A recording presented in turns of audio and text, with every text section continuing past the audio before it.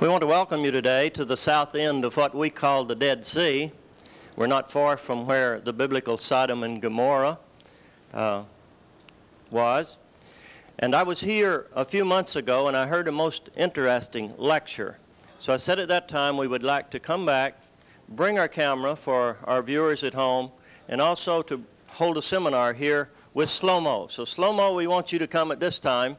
And they call this the Salt Sea in this land, and I think after this lecture you yourself will question whether or not this sea is dead. So Shlomo, it's good to be here, and would you come and hold our seminar for us? With pleasure.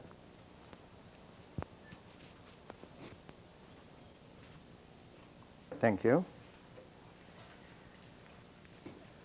The Dead Sea has its name for two reasons.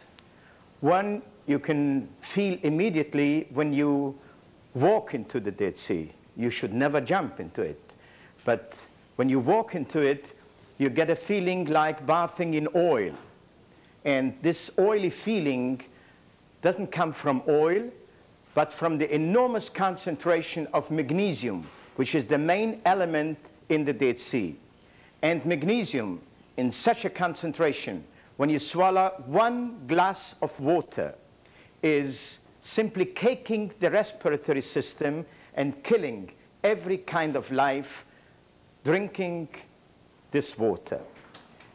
And this is the reason why no kind of life exists in the Dead Sea.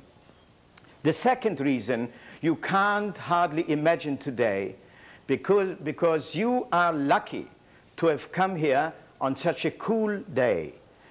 Today, it is about 10 degrees cooler than usually at this time of the year, but in 4 or 5 weeks, temperatures here reach every day at noon between 122 to 127 degrees. In the shade. In the sun, it's hotter. But what makes the area unbearable is not the heat, but the dryness, because here, the higher temperatures come up, the lower air humidity goes down. And this is one of the driest areas in the world, and the real danger for people here is dehydration. And nearly all explorers in the 19th century were simply dehydrated, not knowing the climatic conditions of the Dead Sea. But on the other hand, the only possibility to exploit an unlimited resource of mineral resources in a country which has no mineral resources is based on the unique climatic conditions of this area. Because the Dead Sea works are the only industry in the world which is producing its raw materials without electricity, nearly without any equipment, by the use of solar energy. This is the only industry in the world based on solar energy. And in 10 years, we hope to make another step forward, because at the moment, we are producing our raw materials by evaporation, by concentrating more and more the anyhow concentrated brine of the Dead Sea until it becomes saturated and can't hold all the minerals in it, and they start to precipitate.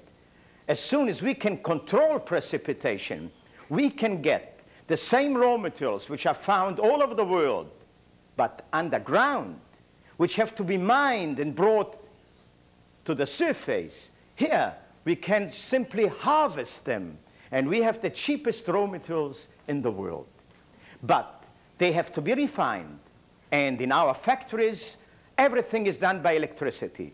And in order to be able to do so, we have our own power station.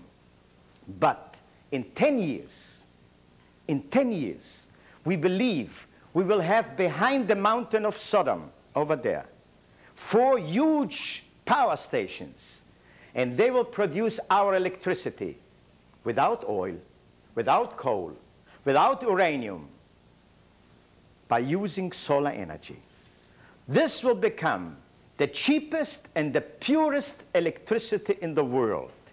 But not only it will change completely, it will be a revolution of this area, it will become some of the most incredible achievements which this tiny country will be able to contribute for the welfare, not of the United States, not of Europe, but of the poorest countries in the world, because they have similar climatic conditions.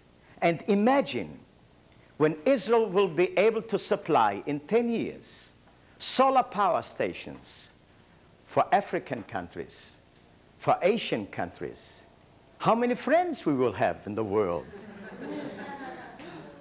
But if you ask me, what are you producing from the Dead Sea?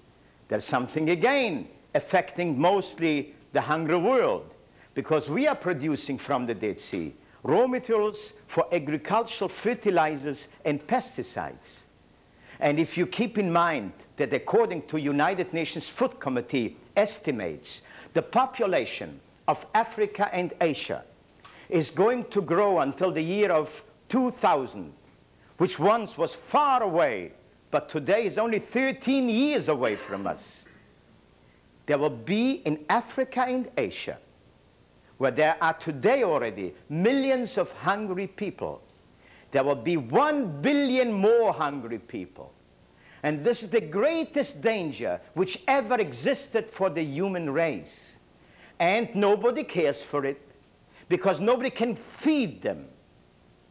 Not even the United States. Nobody in the world can feed 1 billion people. They have to produce their own food. That's the only solution. But they are unable to do so, because the desert is avoiding them to increase agricultural production. The desert is unfertile. In Egypt, for instance, 40% of the yearly crop is destroyed by insects and diseases.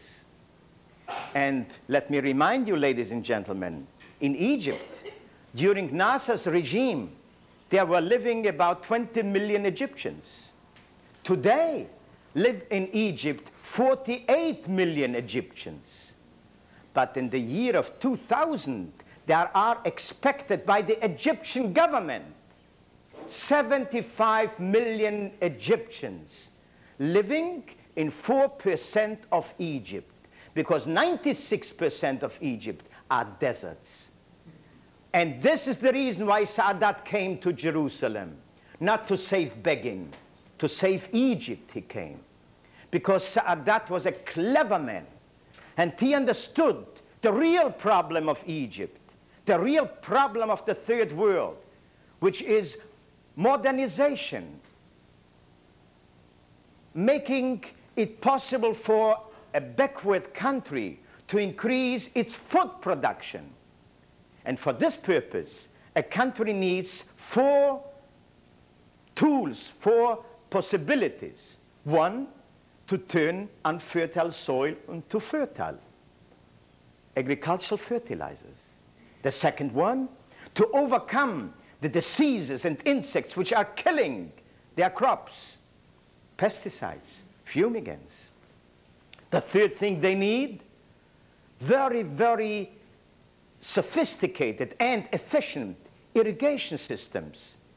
The reason that they are living in 4% of Egypt is because the Nile is flowing there. In the desert, there is no Nile, there is no river, there is no water. And irrigation has to be very, very sophisticated. The third condition. And the fourth condition is, of course, to have money to buy all these things. Now, Egypt doesn't have the money. Egypt has no fertilizers, no pesticides, no agricultural technology to turn a desert into a living area. And Saadat understood there is only one condition to achieve these aims: making peace with Israel. And instead of wasting money on military budgets, invest it in agriculture.